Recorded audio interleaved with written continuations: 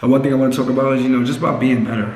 One thing about being better is not doing it for the views, not doing it for the content, just trying to be better every day, embracing wins and losses, not only in basketball, but in life, you know what I mean? Like, a win doesn't mean that your job is finished, and a loss doesn't mean that your job is over, So one thing I want to say is that work hard, keep pushing, period. Over the course of time, I've taken my losses and I've taken my wins, and I'll never get too high or too low, One thing I do have a habit of is when I lose, the perception of me losing bothers me more than anything. How will I be perceived with this loss? How will I be perceived with, taking this hit to my armor? I think that's one thing that bothers me the most, and I had to come to a reflection and a realization, like, yo, you work hard. Like, you push more harder than anybody that you know, sometimes even to the point that your body breaks down. And, in the pursuit of trying to, keep being great, and then, filming these things and, pushing it out, it's just a process. So, like I said, every win doesn't mean your job is done. And, every loss doesn't mean that, it's the end of the world. You gotta keep pushing, you gotta keep being great, and let those losses, embrace your work ethic, and push you further and further. I've missed shots, I've made shots. I've missed free throws, I've made free throws. One thing that I do tell myself is, like, you're gonna penalize yourself. And we're gonna get this back, So I just wanna let you guys know that anytime that you guys see me working or pushing or trying to keep being better or trying to keep being great, the narrative is really just, don't quit, If you're watching this, you're no different than me. All I'm doing is giving you guys a platform to understand what I'm doing. But that's really just it. This is raw, real honesty. I'm in the process of getting back in shape. I'm in the process of keep pushing harder. I'm in the process of, really understanding my body and everything around me. So I hope you guys stay tuned. I hope you guys respect me and, my realness and everything. This is your boy Matt Thomas. This is your boy Royalty. Trying to be the best YouTuber alive. Hey, Bill, I'm in the mood for a switch up. I hit the function, hit the rose till I hiccup. I hit the stage and leave with money that's a sticker. She picture perfect, so I told him I'm a flicker.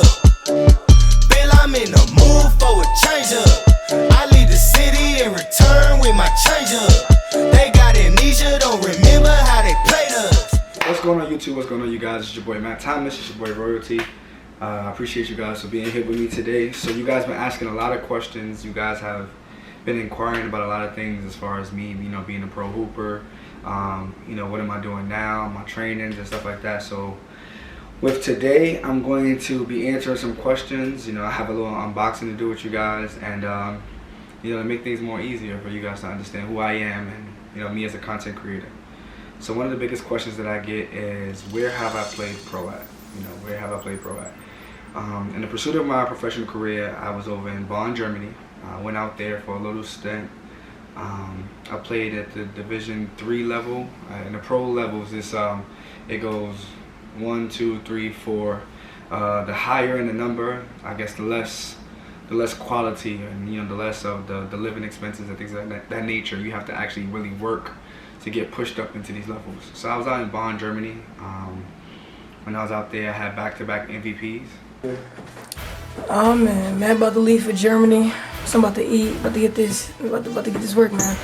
How you feeling, Matt? I feel good. I feel confident. What are you trying to accomplish when you get out there, B? It's only one goal when I go out there. Only one goal when I go out there, man. What's that one goal, Matt? Trying to sign this contract.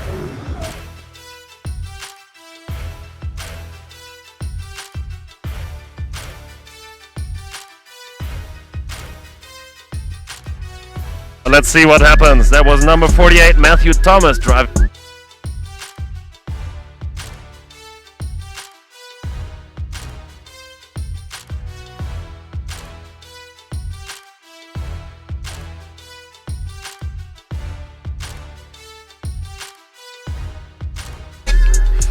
That's Matthew Thomas. I was second leader in score on my team. I led my team in assists, steals. I shot a pretty good percentage. One thing that people couldn't stay in front of me was my crossover. My crossover was really good. It was very hard for the guards out there to stay in front of me. I didn't stay out there too long. I came back home looking for an extended, contract. I was talking with my agent, and my actual first agent was a female, actually. And I felt like with my last game that I had a triple-double my last game. I'm thinking about showing you guys those clips. I have a lot to show you guys, but I was thinking about showing you guys those clips to show you, how things happened.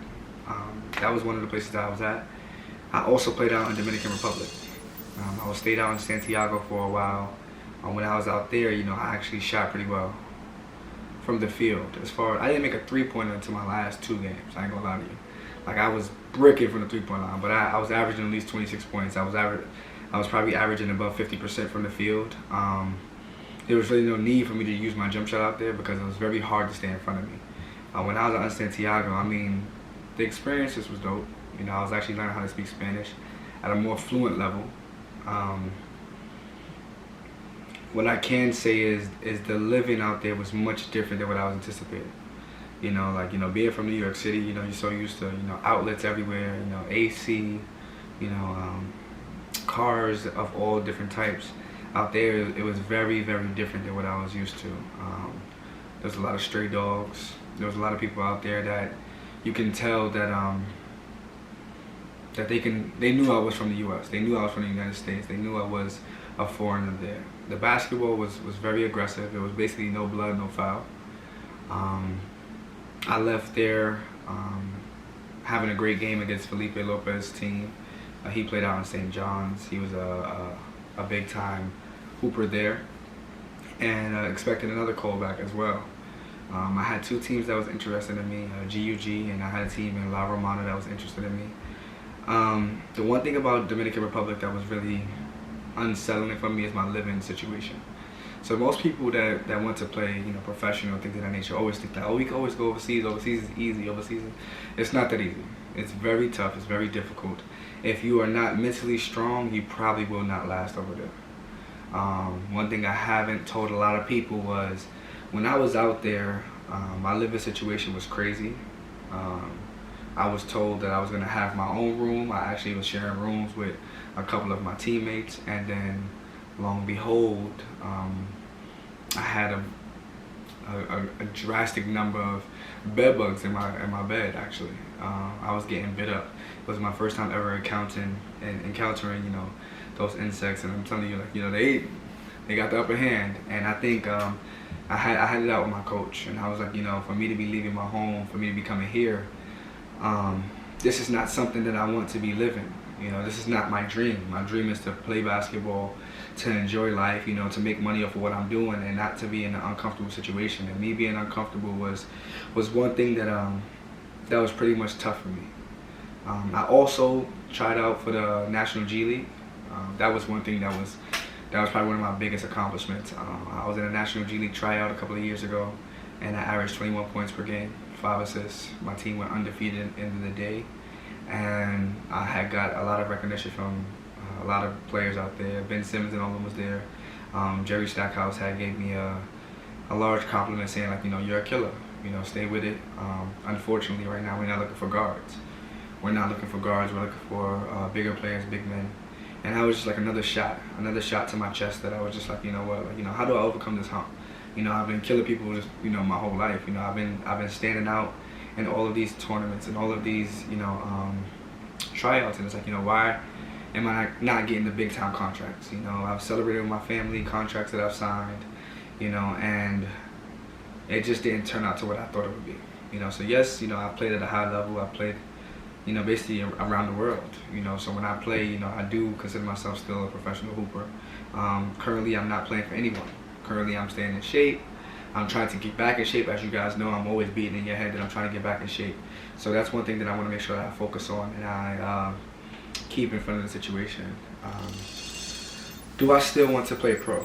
That's another question that I'm asked a lot. Honestly, I do.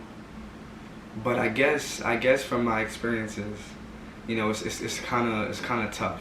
It's kind of tough because it's like, after chasing something for so long, having such an ideology towards it, and you experiencing it not being what you thought it would be, it kind of becomes defeating.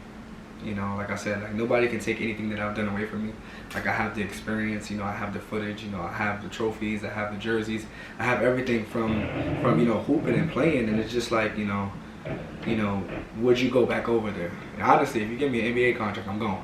You know what I mean? I'm home, you know, I'm doing the thing that I've fought so hard to do. And I guess one exhilarating thing I can say about, you know, me playing professionally and, you know, me going across waters and things of that nature is that I got to see that I can rank up against any talent. You know, I think one thing as a basketball player, when you're trying to find out how good you are, you know, you want to make sure that you can hoop at every level and stuff like that. I think there was only one tryout that I went to that I kind of stuck it up. You know, people are not going to be true about it, but there was one trial that I went to out in Las Vegas that I was just like, ugh. I just could not get comfortable. After a while, you know, most of my tryouts I went to, I stood out. Obviously, you know, I had the blonde hair, so I stood out with my hair, and I actually stood out, you know, with my performance and things of that nature. And like I said, a lot of coaches, a lot of players, you know, talked to me.